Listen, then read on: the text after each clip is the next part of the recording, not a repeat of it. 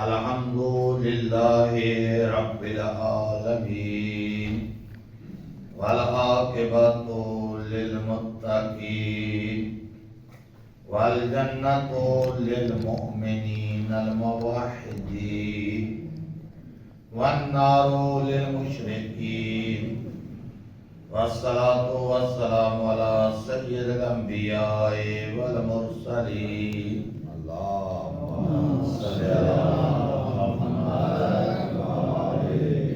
سیدنا و نبینا ابی القاسم محمد صلی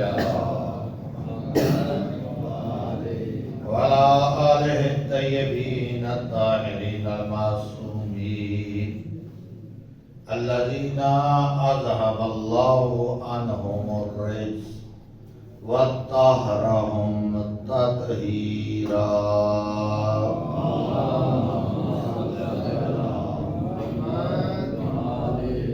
لا سیما بقیت اللہ فی الارضین الذی بوجودہ ثبتت الارض والسماء وبیمنہ رزق الورى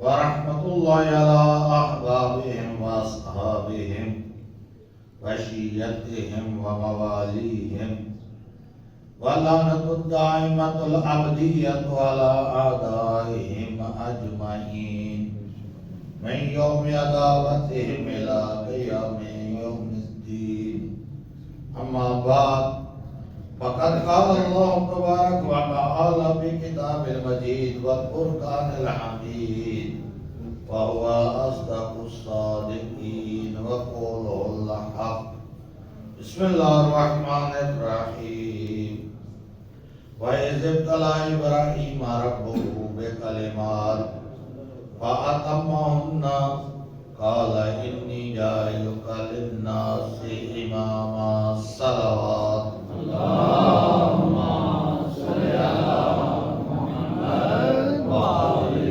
محمد۔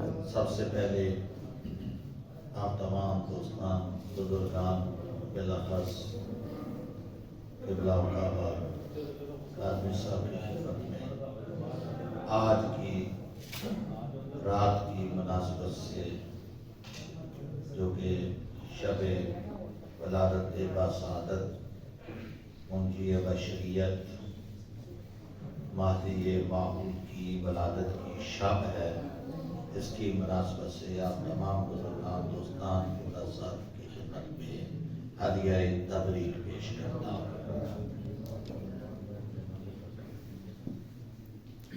آج کی رات کئی جہات سے مہم ترین رات ہے، نام سے بھی شب برات۔ برات کا معنی ہے بچنا۔ اس کے بارے میں جو لکھا گیا ہے شب برات سے مراد ہے گناہوں سے بچنے کی رات، ماشاءاللہ ماشاءاللہ، جہنم سے بچنے کی رات۔ یعنی یہ رات ایسی ہے اس میں کچھ نہ کچھ ایسے کام کیے جائیں کہ جس سے بندہ جہنم سے بچ سکے۔ ویسے یہ مہینہ شعبان المعظم کا مہینہ ہے، میں اس میں زیادہ نہیں، 2-4 جملے اس کے بارے میں، کس مہینے کی عظمت کے بارے میں نبی دو جہان شفیع المذنبین صلی اللہ علیہ وآلہ وسلم فرماتے ہیں اللہم صلی علی محمد وآل محمد۔ نبی فرماتے ہیں شہر شعبان شہر الاستغفار لامتی، فرماتا ہے یہ میری امت کی مغفرت اور استغفار کا مہینہ ہے۔ آج آپ ہی جمع ہوئے ہیں، میں نے اسی مناسبت سے اس حدیث کا پہلے انتخاب کیا کہ پیغمبر فرماتے ہیں کہ یہ مہینہ میری امت کے استغفار کا مہینہ ہے۔ استغفار بہت بڑی نعمت ہے، اگر کسی کو نصیب ہو۔ استغفار کے بہت سارے طریقے ہیں، لیکن سب سے اتم اور کامل طریقہ جو امیر المومنین علی ابن ابی طالب علیہ السلام نے بیان کیا ہے،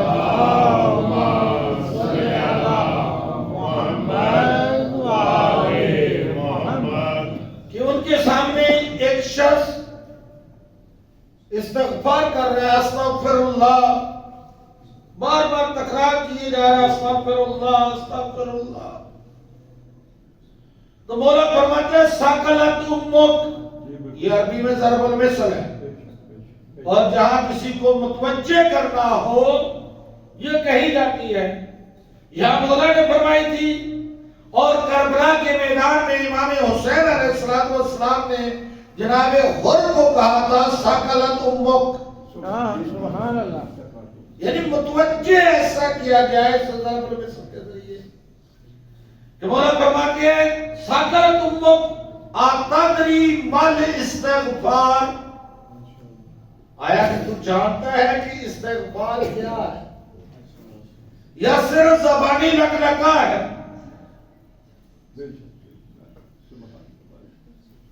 بندہ خاموش۔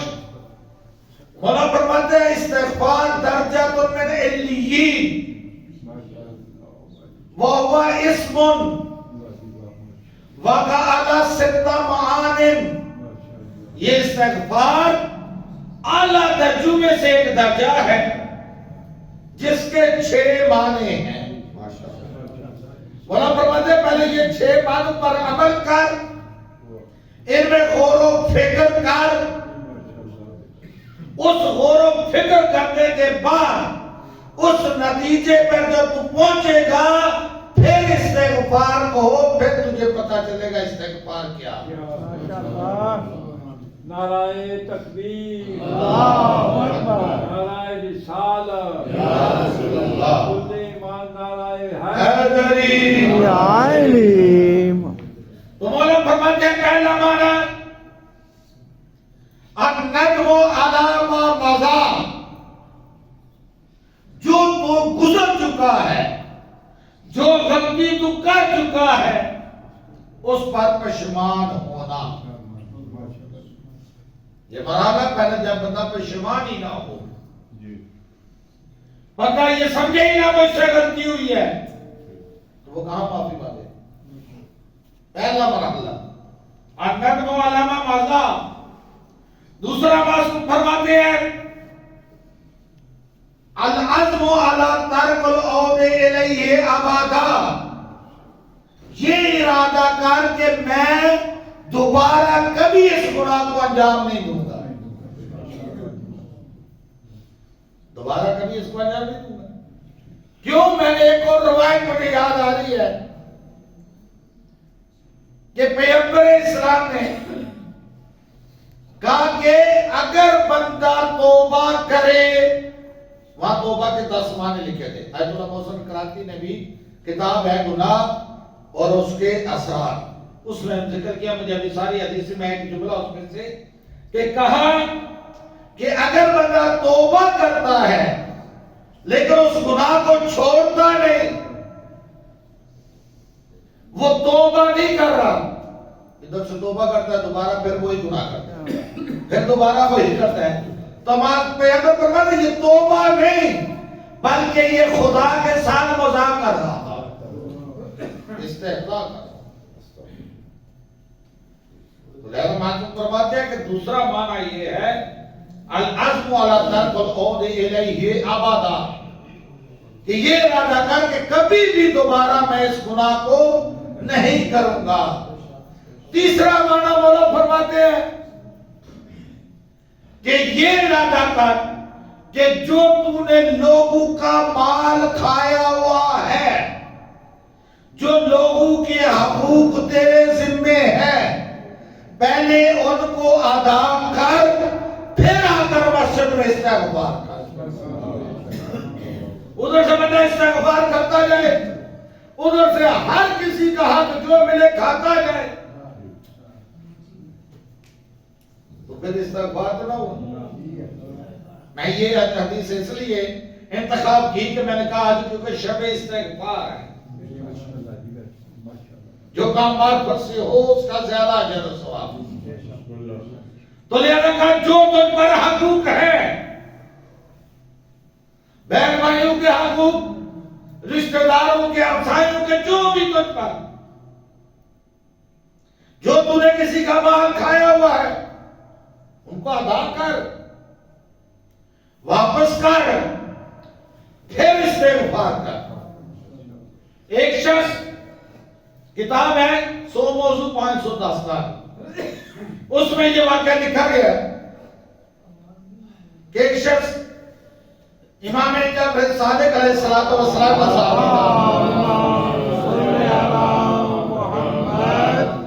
اس کا ایک دوست تھا، امام کے صحابی کا ایک اور دوست، وہ بنی امیہ کی حکومت میں کام کرتا تھا۔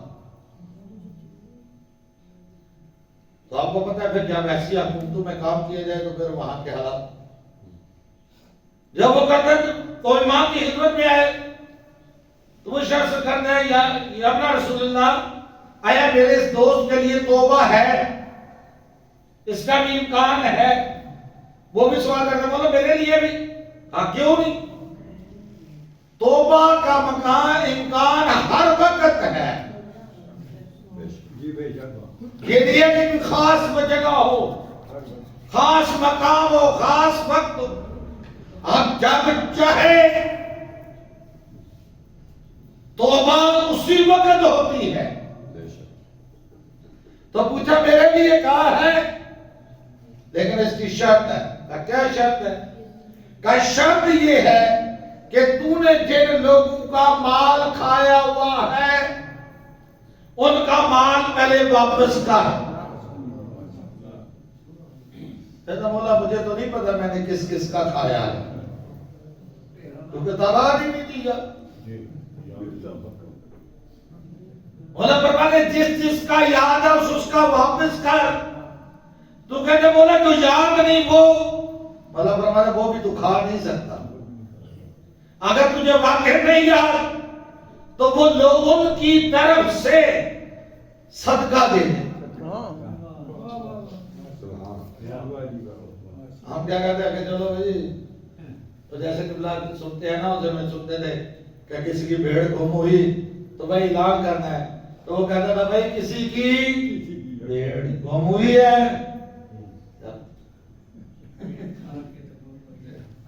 حوصلہ سے تاکہ پتہ نہ چلے۔ تو مولا نے کہا کہ جس جس کا تجھے پتہ اس کو واپس کر، اس کے بعد جس کا نہیں پتہ اس کی طرف سے وہ صدقہ دے، اس کے بعد تو توبہ کر۔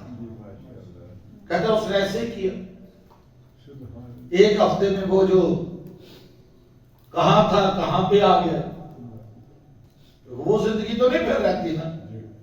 آج بھی انسان اگر دوسروں کا حق نہ کھائے تو یہ جتنی عیاشیاں، یہ جو کچھ ہو رہا ہے معاشرے میں بہت کم ہو جائے۔ یہ زیادہ تر یہ لوگوں کا حق کھانے سے ہے، چاہے وہ بہن بھائیوں کا، چاہے رشتہ داروں کا، چاہے ہمسایوں کا ہے۔ ایک کتاب ہمارے ہاں رسالۃ الحقوق، امام زین العابدین علیہ السلام کی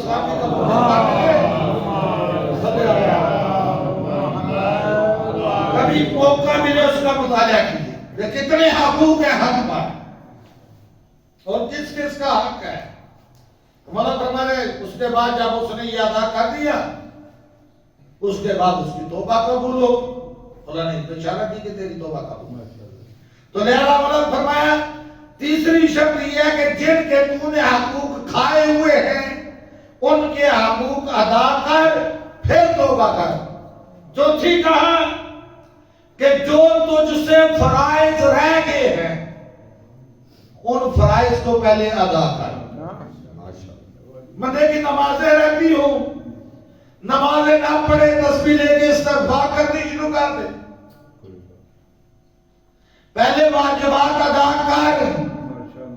اگر نمازیں رہ گئی تو نمازیں ادا کر، قضا کر.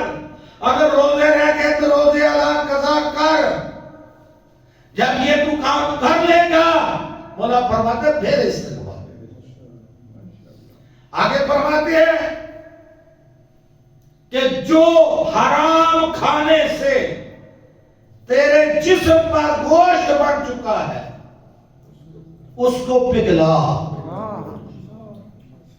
کیونکہ حرام کے اثرات بہت زیادہ ہیں. ہم لوگ تو کہتے ہیں مولوی صاحب کی بات، میں کہتا ہوں اگر حرام کھایا ہو نا، مولوی نہیں، آیت اللہ نہیں، معصوم کی بات بھی اثر نہیں کرتی. جیسا کہ روزے عاشور امام حسین علیہ السلام نے یہی اشکی آپ کو فرمایا تھا نا کہ مجھے پتہ میری بات تو اثر نہیں کر رہی. کیوں؟ اس لیے کہ تمہارے پیٹ حرام سے بھرے ہوئے ہیں. کہا جو گوشت تیرا حرام کھانے سے بنا ہوا ہے اس کو پگھلا. پھر فرماتے آخری کہ اس کے بعد جتنی تجھے حرام کھانے میں لذتیں تھی نا، اتنی مشقت کر، عبادت کرنے میں اتنی مشقت کر. جب یہ مولا فرماتے 6 معنی پورے کر لے گا پھر کہو استغفر اللہ ربی واتوب. پھر آج کی رات میں استغفار کہنے کا لطف ہی اور ہے. باللہ میری طرح زبانی لکلکائی ہے. استغفار پیغمبر فرماتا ہے یہ مہینہ میری امت کے استغفار کا مہینہ. دوسری حدیث اسی مہینے کے بارے میں اس کو زیادہ لمبا نہیں، استغفار کے بارے میں بھی خود ایک موضوع ہے. دوسرا فرماتے ہیں پیغمبر من صلی علیہ فی شعبان، جو شخص مجھ پر شعبان المعظم میں درود پڑے گا، پیغمبر فرماتے ہیں من صلی علیہ فی شعبان، جو شخص مجھ پر شعبان میں درود پڑے گا، پیغمبر فرماتے ہوگا کیا؟ شفاعتہ یوم القیامہ. پیغمبر فرماتے ہیں جو مجھ پر درود پڑے گا میں قیامت کے دن اس کی شفاعت کروں گا. سبحان اللہ. نعرہ تکبیر، نعرہ رسالت، یا رسول اللہ، نعرہ حیدری. فرماتے ہیں جو درود پڑے گا، اس درود کے اثرات کا نہیں ہمیں پتا. بہترین عمل ہے ماہ شعبان میں، بہترین عمل ہے درود. یہ درود پڑھنے کا اتنا عظیم اجر ہے کہ پھر نبی دو جہان فرماتے ہیں من قال اللہم صلی علی محمد و آل محمد. پیغمبر فرماتے ہیں جو شخص یہ والا درود پڑھتا ہے. اب درود بھی کئی قسم کا کتابوں میں آتا ہے. صلی اللہ علیہ وسلم، صلی اللہ علیہ وآلہ وسلم. دونوں میں فرق کیا؟ فرق میں بتا دیتا ہوں، پڑھنا آپ نے اپنی مرضی صحیح ہے. پیغمبر فرماتے فرق یہ ہے من صلی علیہ ولم یصلی علی آلی، جو شخص مجھ پر درود پڑھتا، پیغمبر فرماتے جو مجھ پر پڑھتا ہے لیکن میری آل پر نہیں پڑھتا، لم یشم رائحۃ الجنہ، ایسا شخص جنت کی خوشبو نہیں سونگے گا. تو پیغمبر نے فرمایا جو شخص یہ والا درود پڑھتا ہے اللہم صلی علی محمد و آل محمد، ہوتا کیا ہے؟ عطا اللہ اجر 72 شہیدہ. اس درود کے صدقے میں عوض میں اللہ اسے 1 2 نہیں، اللہ اس درود کے عوض میں اسے 72 شہداء کا ثواب عطا کرتا ہے. اور فرماتے ہیں وَخَرَجَ ولدت امہ، اور یہ درود پڑھنے والا 72 شہداء کا ثواب حاصل کرنے کے ساتھ ساتھ اپنے گناہوں سے ایسے پاک ہو جاتا ہے جیسے جس نے دنیا میں پیدا ہوا تھا تو گناہوں سے پاک ہے۔ اور یہ درود اتنی عظمت والا ہے، اتنی اس کی اہمیت ہے کہ پیغمبر فرماتے ہیں پڑھنے کا طریقہ کیا ہے؟ فَقُوا أَصْوَاتَكُم بِالصَّلَاةِ عَلَيَّ، فرماتے ہیں مجھ پر بلند آواز سے درود پڑھو۔ کیوں؟ بلند آواز سے پڑھنے کا فلسفہ، فرماتے ہیں بلند آواز سے اس لیے پڑھو فَإِنَّهَا تَذْهَبُ بِالنِّفَاقِ، اگر کسی کے دل میں کسی کے بارے میں قدرت، کوئی منافقت، کوئی نفاق، کوئی چیز آ گئی ہو تو بلند آواز سے درود پڑھنے سے وہ ختم ہو جاتی ہے۔ سبحان اللہ۔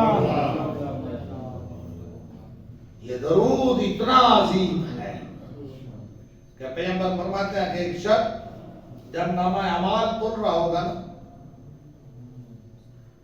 6 تو آنا، کہتے ہیں میں اس وقت اس شخص کے پاس آؤں، جب اس کے نامہ اعمال کھل رہا ہوگا میں اس وقت آؤں گا، آ کر اس کے نامہ اعمال میں ایک ایسی چیز رکھ دوں گا، اگر اس کا نامہ اعمال نیکی والا پلڑا ہلکا ہے تو کہتے میں ایک ایسی چیز رکھ دوں گا کہ جس سے اس کا پلڑا بھاری ہو جائے گا، یہاں تک کہ روایت کے لفظ آتا اخلصہ، کہ میں اس کو وہاں سے نجات دلاؤں گا۔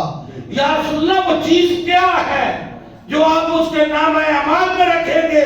پیغمبر فرماتے ہیں جے تو آنا بالصلاۃ علیہ، میں آؤں گا اور لے کر وہ درود آؤں گا جو دنیا میں اس نے مجھ پر پڑھا ہوگا۔ ماشاءاللہ۔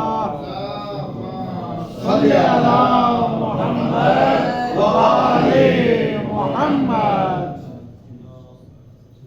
2 حدیث اسماء شعبان کے بعد تیسری میں پیغمبر فرماتے ہیں الشعبان و شہری و رمضان شہر اللہ، پیغمبر فرماتے ہیں یہ مہینہ میرا مہینہ ہے۔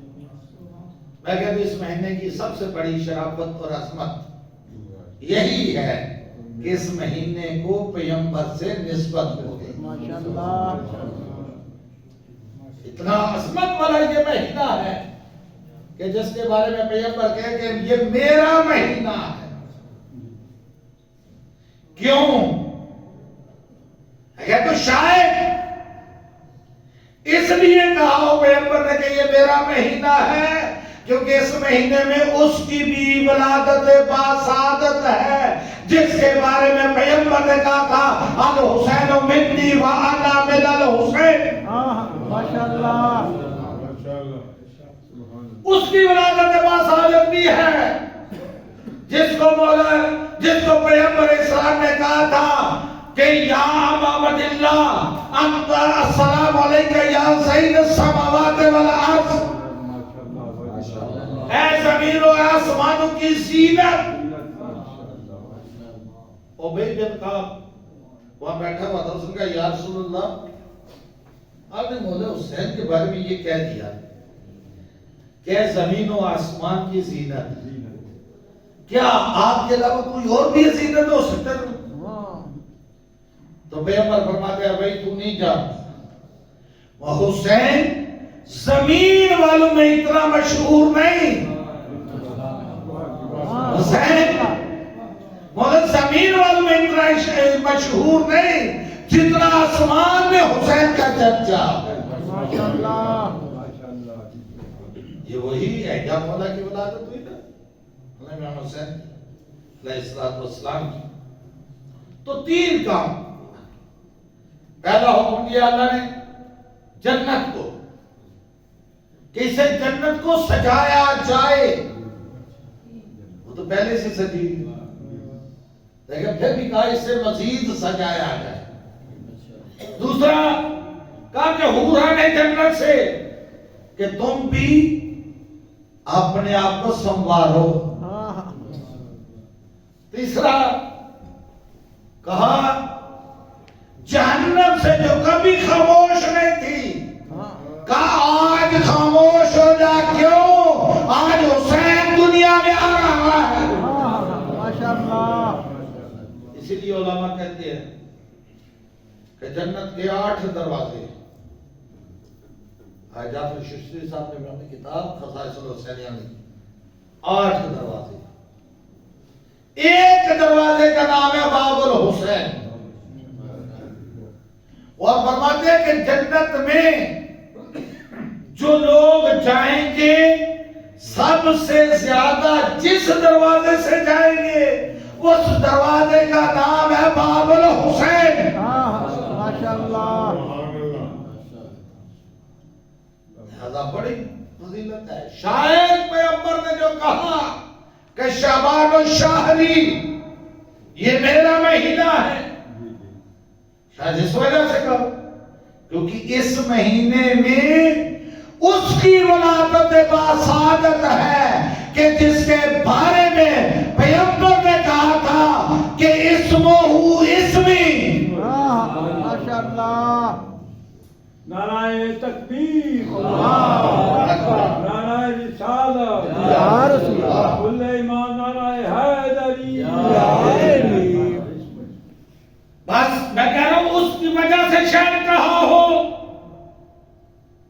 کہ جس کے بارے میں کہا اسمہ اسمی، اس مہینے میں یعنی آج کی رات میں اس کی ولادت باسعادت ہے کہ جس کے بارے میں پیغمبر نے کہا اسمہ اسمی، اس کا نام وہی ہوگا جو میرا نام ہے. وَقُنِيَتُهُ قُنِيَتِي، اس کی بنیت وہی ہے جو میری ہے. اور آگے فرماتا ہے اشبع الناس بھی خلقاً و خلقاً، جو سیرت میں جو صورت میں لوگوں میں سب سے زیادہ میرے مشابہ ہوگا آج اس کی ولادت باسعادت. ماشاءاللہ. محمد وعلى محمد جان الصلاة. اللهم صل وآل محمد. پیغمبر فرماتے ہیں آج اس کی ولادت باسعادت ہے جو سب سے زیادہ میرے مشابہ، اور اسے شمار کرتے خلقاً و خلقاً. سادہ لفظوں میں سیرت میں اور صورت میں، کردار میں. پیغمبر فرماتے ہیں لہو غیبتن، اور یہ وہ ہے جو غیبت کا زمانہ بھی رکھتا ہے. ایسی غیبت کہ پیغمبر فرماتے ہیں تظل بہ الامم، کہ اس غیبت کے دوران میں عام بندے نہیں، پورے کے پورے گروہ اور امتیں گمراہ ہو جائیں گی. اس سوچے میں آج بھی اس کو روایت کو کل سے پڑھ رہا تھا نا 2 دفعہ 3 دفعہ کہ اس غیبت میں یہ ملا 3 معصومین کا فرمان ہے کہ غیبت میں کے زمانے میں سب سے مشکل کام جو مومن کے لیے ہے نا وہ اپنے دین کی حفاظت ہے. مشکل کام ہے، پتہ ہی نہیں چلتا. ایک آتا ہے کچھ کہہ جاتا ہے، دوسرا آتا اسی نمبر میں کچھ اور ہو رہا ہے. سب سے مشکل کام آج اس کی ولادت ہے نا جس کے بارے میں جمعہ کے خطبے میں بھی آپ سنتے ہیں بے وجود ہی ثابت الارض والسماء، کہ جس کے وجود اقدس کی وجہ سے زمین اور آسمان باقی ہے. کیونکہ روایات میں بہت ساری بھی ملتا ہے، آپ غیبت نمانیہ پڑھیں بہت ساری روایات آپ کو ملے گی کہ جس میں یہ ملتا ہے لولا الحجت علی الارض لصاخت الارض باہلہا، اگر زمین پر اللہ کی حجت نہ ہو تو زمین اپنے رہنے والوں کے ساتھ رس جائے گا.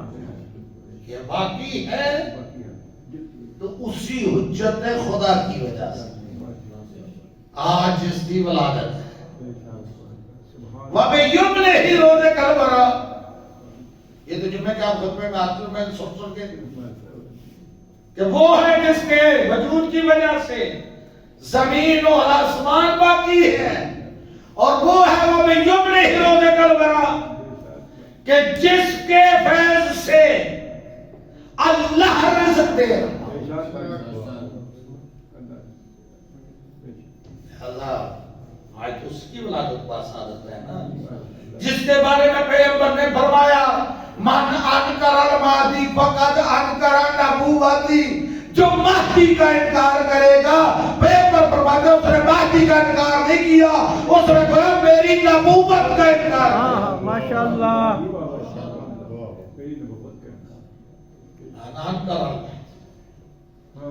اور اسی کی ولادت با سعادت ہے نا، جس کے بارے میں وہ روایات آپ کی خدمت میں عرض کر رہا ہوں جس کو شیعہ اور اہل سنت دونوں نے لکھا ہے۔ میں یہ نہیں کہوں گا فلان، دونوں نے لکھا ہے۔ آج اس کی ولادت ہے جس کے بارے میں پیغمبر نے کہا کہ من ماتا ولم یعرف امام زمانہ ماتا میتۃ جاہلیہ، جو مر گیا اور اپنے وقت کے امام کی معرفت نہ کر سکا، جہالت کیوں؟ یہ امام اتنا عظیم ہے۔ آج میں نظام الحکمہ میں ایک روایت پڑھ رہا تھا جس کی وجہ سے میں نے یہ آیت جو پڑھی ہے شروع میں، اسی وجہ سے میں نے اس کو انتخاب کیا۔ وَإِذِ ابْتَلَىٰ إِبْرَاهِيمَ رَبُّهُ بِكَلِمَاتٍ فَأَتَمَّهُنَّ قَالَ إِنِّي جَاعِلُكَ لِلنَّاسِ إِمَامًا۔ تو وہاں نظام الحکمہ میں امام جعفر صادق علیہ السلام سے روایت تھی۔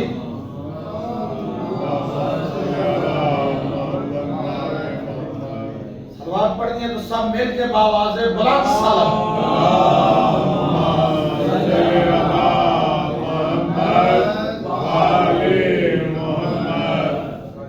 تو میں وہاں روایت پڑھ رہا تھا کہ معصوم فرماتے ہیں جناب ابراہیم کے بارے میں کہ بتا رہا کہ نبوت کیا اور امامت کیا، کیونکہ آج امامت کی امام کی ولادت با سعادت ہے۔ تو وہاں امام فرماتے ہیں ان اللہ تبارک و تعالی، اللہ تبارک و تعالی نے اتخذ ابراہیم عبدا قبل ان یتخذہ نبیا، کہ اللہ نے ابراہیم کو نبی بننے سے پہلے بندہ ہونے کا انتخاب کیا۔ پہلی منزل عبد، کہا کہ اللہ نے ابراہیم کو عبد ہونا انتخاب کیا قبل اس کے اسے نبی ہونا انتخاب کر۔ اور پھر آگے فرماتے ہیں ان اللہ اتخذ ابراہیم نبیا قبل ان یتخذہ رسولا، کہ پھر اللہ نے عبد کے بعد ابراہیم کو رسول بننے سے پہلے اس کو نبی ہونے کا انتخاب کیا۔ پہلی منزل عبد، دوسری نبی۔ اور آگے فرماتے ہیں ان اللہ اتخذ ابراہیم رسولا قبل ان یتخذہ خلیلا، کہ اللہ نے ابراہیم کو خلیل بننے سے پہلے رسول ہونے کا انتخاب کیا۔ اب منزلیں سنتے گئے اس روایت میں، پہلی منزل عبد، دوسری نبوت، تیسری رسالت۔ پھر کہا کہ اللہ امام فرماتے ہیں ان اللہ اتخذ ابراہیم رسول خلیلا قبل ان یجعلہ اماما، کہ اللہ نے ابراہیم کو اپنا خلیل انتخاب کر لیا قبل اس کے اسے امام بنا۔ یعنی کتنی منزلیں ہوگی؟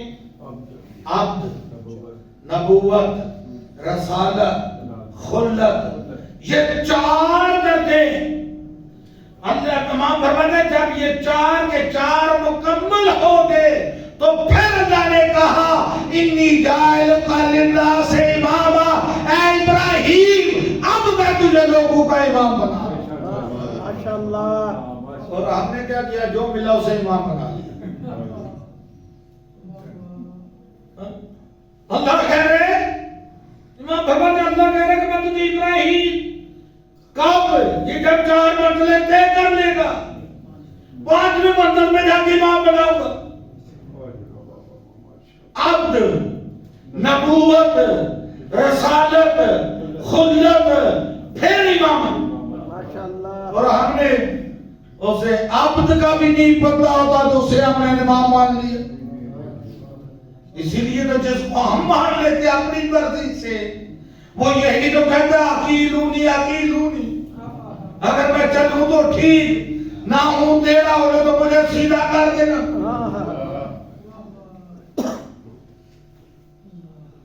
کیونکہ ہمارا دوسرا بنایا ہوا وہ یہ نہیں کہتا عقیلونی عقیلونی نہیں کہتا. وہ ممبر میں برسر ممبر لوگوں کے ساتھ درمیان میں کہتا ہے سلونی سلونی. ماشاءاللہ. تو کہنا سلونی سلونی کب نام تب کے دونی. اب میں یہی میں ایک جملہ کہہ دیتا ہوں. آج کی مجلس والا تو شاید یہاں کا ماحول نہ ہو، مجالس نام جملہ ہے، لیکن یہاں کے شاید استغفار کے حوالے سے تھی کہ اعمال کے لحاظ سے. لیکن ایک جملہ یہی، جب کہا میں مولانا ممبر پہ سلونی سلونی تو ایک شخص سامنے آیا. اس نے کہا کہ مولا اینا اینا جبریل. ماشاءاللہ. مولا جبریل کہاں ہے؟ تو مولا نے ایسے، میں اشارہ کروں ایسے زمین و آسمان کا مطالعہ کیا، یا زمین پہ اور آسمان پہ جبریل نظر نہ آیا تو کہا انتل جبریل، تو ہی تو جبریل ہے. ماشاءاللہ. پاس ایک شخص بیٹھا ہوا تھا. یا علی، مولا آپ بہت جلدی جواب دیتے ہیں، جواب دینے میں ذرا سوچ لیا کریں کہیں غلطی نہ ہو جائے. مشورہ اچھا نہیں؟ آپ کو کیسا یہ مشورہ اچھا نہیں کہ سوچ لیں کہیں غلطی نہ ہو جائے. تو ہم اپنی مولویوں کی اصطلاح میں کہتے ہیں، مدارس کی اصطلاح میں ایک جواب حلی ہوتا ہے، ایک جواب نقصی. تو مولا نے جواب حلی نہ دیا، مولا نے جواب نقصی دیا. مولا نے کہا پتا تیرے ہاتھ کی انگلیاں کتنی ہیں؟ تو فوراً کہتا 5. مولا نے کہا سوچا کیوں نہیں؟ ماشاءاللہ. لگا مجھے سوچنے کا کہہ رہا ہے، خود سوچا نہیں. کہتے یار یہ بھی سوچنے کی بات ہے. کہ کیوں؟ کہ یہ 5 انگلیاں میری ہر روز میرے سامنے ہوتی ہیں. آپ جو جملہ سننا چاہتے ہیں کہ یہ 5 انگلیاں ہر وقت ہر روز ہر جگہ میرے سامنے ہوتی ہے. مولا نے کہا بندہ خدا تجھ میں اور مجھ علی میں فرق ہی تو یہی ہے کہ جس طرح تیرے ہاتھ کی 5 انگلیاں ہر وقت تیرے سامنے موجود ہے، اسی طرح کائنات ہر کی تمام اشیاء مجھ علی کے سامنے ہر وقت موجود ہے.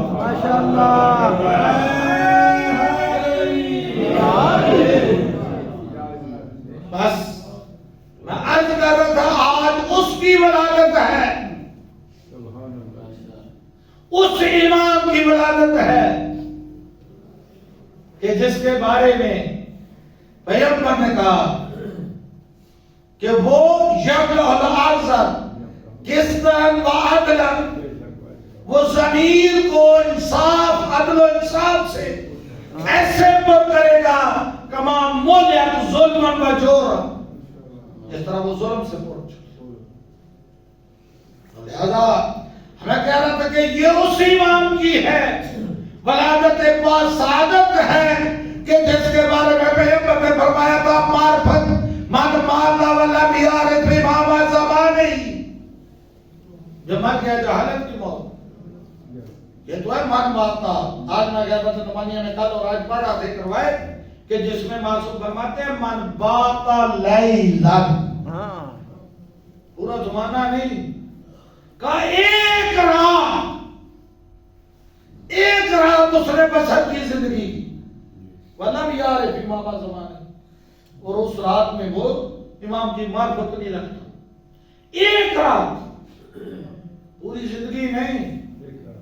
من باتا، آج جو روایت غیبت نمانیہ میں لفظ ہے وہ من باتا لیلن، جو ایک رات معرفت کے بغیر، امام کی معرفت کے بغیر رہا اور مر گیا، ماتا. بہت سخت الفاظ ہے بعض روایات میں، یہاں تک وہاں لکھی ہے پورا باب ہے، اس میں بعض روایات میں لکھا مات علی الکفر والنفاق، وہ کفر اور نفاق کی موت میں مر گیا. ایک روایت میں مات علی المشرک، وہ مشرک مر گیا امام کی محبت کے بغیر. اسی نعمت نمانیہ میں آگے معصوم فرماتے ہیں کہ معرفت ایمان کے بغیر جب انسان عمل کرتا ہے تو اللہ اس کا کوئی عمل قبول نہیں کرتا جب تک اس میں معرفت ایمان نہیں. اللہ کوئی عمل نہیں قبول کرتا. اور معصوم فرماتے ہیں معرفت ایمان کے بغیر زندگی کرنے والا شخص ایسے ہے جیسے ریوڑ سے ایک بھیڑ جدا ہو جائے. بھیڑوں کا ریوڑ ہو. وہاں معصوم نے غیبت نمانی میں یہ مثال دے دی ہے کہ غیبت میں ایک شخص اگر ریوڑ ہے بھیڑ بکریوں کا، ایک بھیڑ جدا ہو جائے. معصوم فرماتے ایسا ہے ایک بھیڑ جیسے ریوڑ سے جدا ہو جائے اور سارا دن وہ بھیڑ اپنے ریوڑ اور اپنے صاحب مالک کی تلاش میں پھرتی ہے. کبھی ادھر کبھی ادھر، کبھی اس کونے میں کبھی اس جگہ ٹکرے کھاتی رہتی ہے. رات تک اسے اپنا ریوڑ نہیں ملتا، اپنا صاحب نہیں ملتا. وہ جا کر ایک ریوڑ اور کو دیکھتی ہے، رات ان کے ساتھ گزار دیتی. صبح اٹھتی ہے، ہوتا ہے تو وہ پھر دیکھتی ہے یہ تو وہ نہیں ہے، پھر وہ اسی طرح سارا دے. پھر رات ہوتی ہے، وہاں میں معصوم نے لکھا تیسری دفعہ تیسرے جتنے الفاظ میں اترے بیان کروں تو تیسرے جب وہ ریوڑ پھر رات ہوتی ہے نا تو اس کو دوسرے علاقے صبح کو کہتے ہیں وہ بھیڑ بکریاں یا اس کا صاحب کو کہتا ہے اے بھیڑ جا تو اپنے صاحب کے پاس، جا تو اپنے ریوڑ میں ہمارے ہاں کیا کر رہی ہے.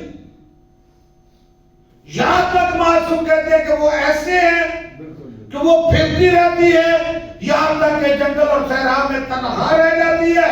جب وہ تنہا ہو جاتی ہے نا تو پھر وہاں بھیڑیا شریف بھی ہوتا ہے جو اس کا شکار کر دیتا ہے. اسی طرح انسان جو ایمان کی معرفت کے بغیر ہے وہ در در کے دھکے کھا رہا ہے. کبھی اس گروپ میں، کبھی اس پارٹی میں، کبھی ادھر کہیں جاتا ہے، وہاں کوئی نہیں ملتا، تنہا رہ جاتا ہے. شیطان اس پر اپنا قبضہ جما لیتا. اگر اس شیطان کے چنگال سے بچنا ہے تو معرفت ایمان ضروری ہے. اس معرفت کے بغیر گزارا نہیں، کیونکہ عمل قبول نہیں ہے. امام فرماتے ہیں کہ جو شخص منصبت ولایت نبی غیبت قائم تھا، جو شخص ہمارے قائم کی غیبت کے دوران میں اس زمانے میں ہماری ولایت پر ثابت قدم رہے گا. بہت مشکل کام ہے، میں نے پہلے بھی عرض کیا ہے. اس دور میں مومن کے لیے مشکل ترین جو کام ہے وہ اپنے دین پر ثابت قدم رہنا ہے. کہ جو رہے گا اس کا اجر کیا ہے؟ اس کا اجر ہے شہداء احد و بدر کے شہداء، وہ بھی 1000 شہید کا اجر ثواب رکھتا ہے. تو مشکل کام ہے، بہت مشکل ہے اس دور میں. آپ دیکھ رہے ہیں کہ کتنے ہواؤں کے جھونکے آ رہے ہیں، کتنے ہمارے قدم اکھاڑنے والے تقریریں آ رہی ہیں، کتنی ہمیں مساجد سے دور کرنے والی کیا آ رہے ہیں امام کے نام پہ. حسن نے ایسے تو نہیں کہا کہ جو ثابت قدم رہے گا.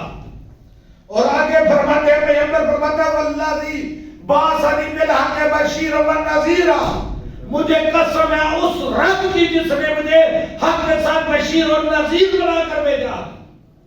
ہم نے کیا کیا ہے؟ یا نبی کو صرف بشیر مانا ہے یا صرف نذیر مانا ہے؟ جنہوں نے بشارت دی، اتنی بشارت دے دی نعرہ مار جنت، جنہوں نے نظارت دی، اتنا ڈرایا کہ جنت جا ہی نہیں سکتا. ایسے ہی پیغمبر نہ صرف بشیر ہے، نہ صرف نذیر ہے، بشارت بھی ہے، ڈرایا بھی کیا ہے.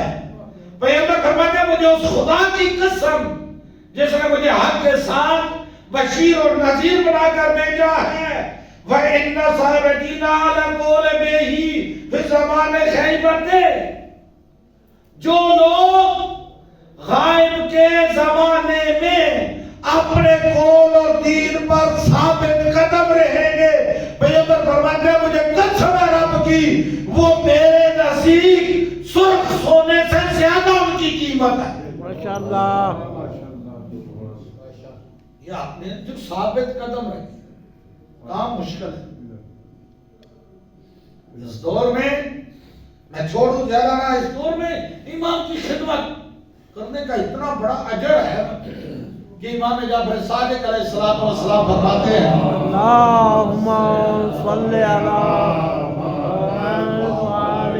امام صادق علیہ الصلوۃ والسلام کی خدمت کرنے کے بارے میں امام جعفر صادق علیہ الصلوۃ والسلام فرماتے ہیں لو ادرکتہ، اگر میں قائم کے زمانے میں ہوں، درک آپ کو اس زمانے میں، اگر میں اس زمانے میں ہوتا پال ہوں تو کیا کروں گا؟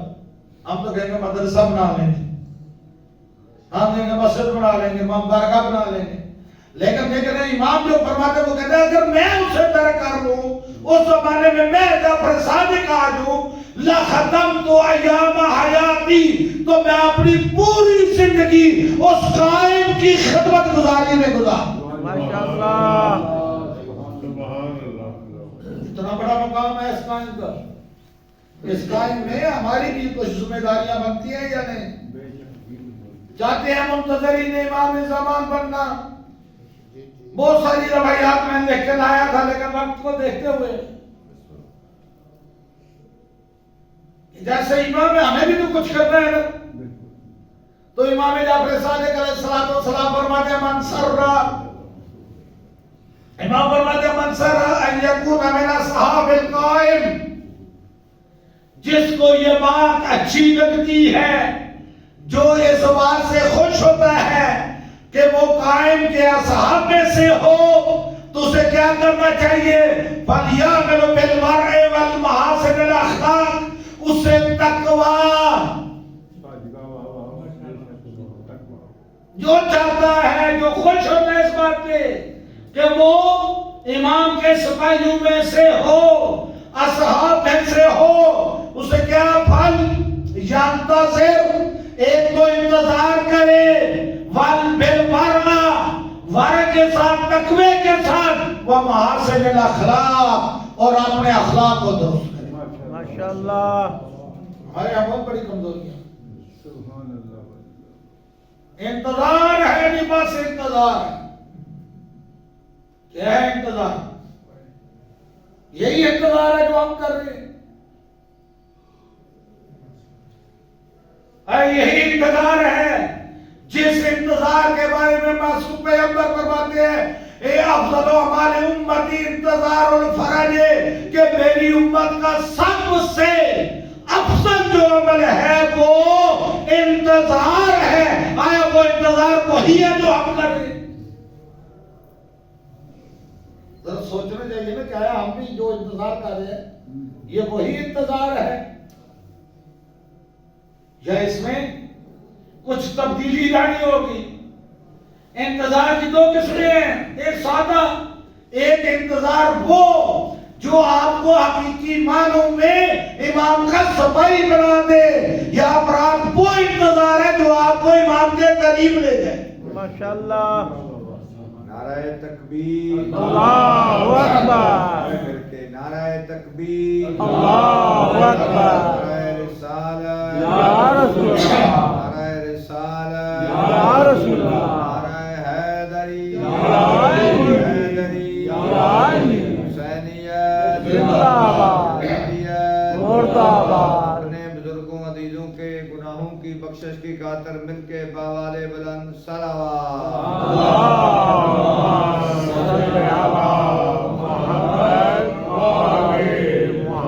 بس امام فرما رہے ہیں کہ جو اس بات سے خوش ہوتا ہے، جس کو یہ اچھی لگتی ہے کہ وہ امام زمانہ کے سپاہی میں سے ہو، فالیان تازے، وہ انتظار کرے.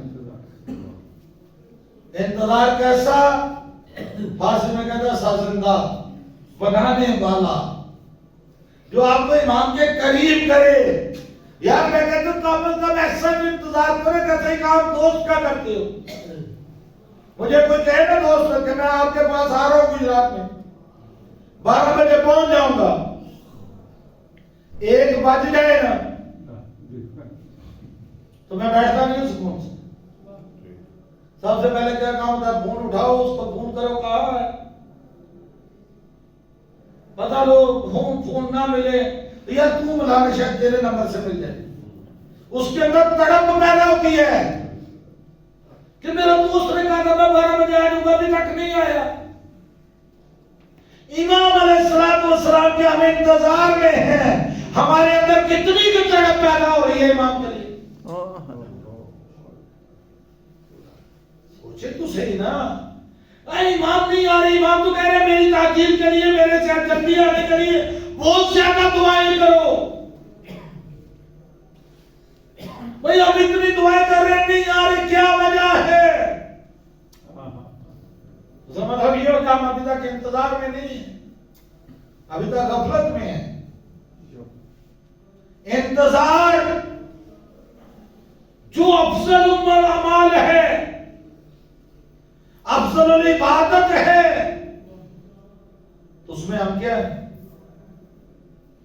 انتظار ایسا ہو کہ ہمارے دل میں تڑپ پیدا ہو کہ امام سے ملاقات نہیں ہو رہی. ایسا انتظار کریں. اور امام کیا کہتے ہیں؟ فَلْيَعْمِلْ بِالْوَرْعَ، اور وہ عمل کرے ورع قبلہ تشریف فرمائے تقوی سے اوپر والی منزل. میں سادہ لفظوں میں تقوی کی تعریف کرتا رہتا ہوں. واجبات پر عمل کرنا اور محرمات کو چھوڑ دینے کا نام ہے تقوی. اور ورع کیا ہے کہ واجبات کے ساتھ ساتھ مستحبات کو انجام دے، محرمات کے ساتھ جو ہے مکروہات کو ترک کر دینے کا نام ہے ورع. ماشاءاللہ. آیا ہم اس منزل پہ ہیں؟ آیا ہم اس منزل پہ ہیں؟ سوچنا ہے نا کہ جو آج ہم امام کے لیے انتظار میں اس منزل پہ آئے. وَبِالْمُحَاسِنِ الْأَخْلَاقِ، اور امام کیا کہتے ہیں اسے جو ایسا ہے انتظار میں ہے وہ کیا کرے؟ تقوی الہی اختیار کرے اور اپنے اخلاق کو درست کرے. اچھا ہمارا اخلاق ایسا ہے یا محلے والے ہم سے تنگ ہیں، گھر والے ہم سے تنگ ہیں، دوست احباب کہتے ہیں جان چھوٹے یہ جائے محفل تو نکلے کرے. کیا یہی ہمارا اخلاق ہونا چاہیے؟ مولا علی علیہ السلام نہج البلاغہ میں فرماتے ہیں لوگوں کے ساتھ ایسی زندگی گزارو کہ اگر تم زندہ رہو تو تمہیں ملنے کی خواہش رکھے، اگر تم مر جاؤ تو تم پر گریہ کر کر کے روئے. ماشاءاللہ. ایسا نہ ہو کہ ہم معاشرے میں ہوں تو لوگ کہیں جان چکے اللہ. ایسا اخلاق.